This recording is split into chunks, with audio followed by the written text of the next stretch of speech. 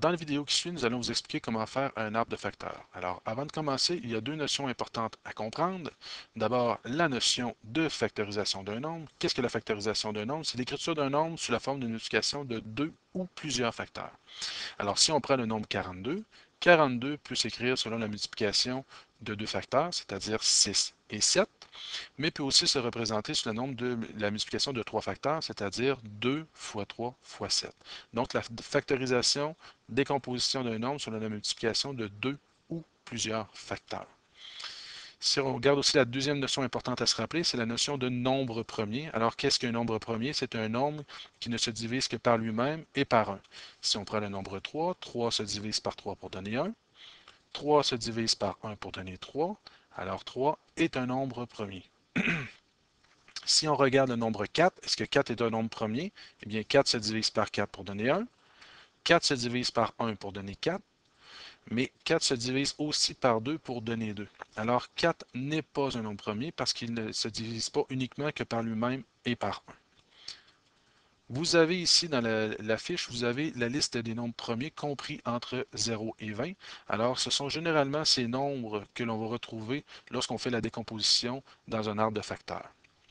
Alors voilà pour la révision. Regardons maintenant qu'est-ce qu'un arbre de facteurs. Alors un arbre de facteurs ressemble un peu à un arbre inversé, où le nombre à décomposer, c'est le tronc, et où le point de départ, et où les facteurs premiers représentent le bout des branches. Donc, pour faire un arbre de facteurs, on décompose en facteur premier le nombre donné au départ. Donc, si on prend un exemple, on prend le nombre 120. 120 peut se décomposer en donnant 12 et 10. Alors, on se pose la question, est-ce que 12 est un nombre premier? La réponse est non. 12 peut se décomposer en disant 3 fois 4. Et 10 peut se décomposer en donnant 2 et 5.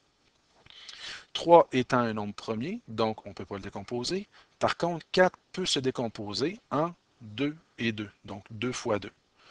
Au niveau du 10, le 2 est un nombre premier et le 5 est un nombre premier. Alors, 120 peut se décomposer en donnant 3, 2, 2, 2 et 5. Pour faire la représentation, il y a deux façons de présenter. Donc la première, une suite de multiplication de facteurs premiers en ordre croissant, ou encore une suite de multiplication avec des nombres exponentiels.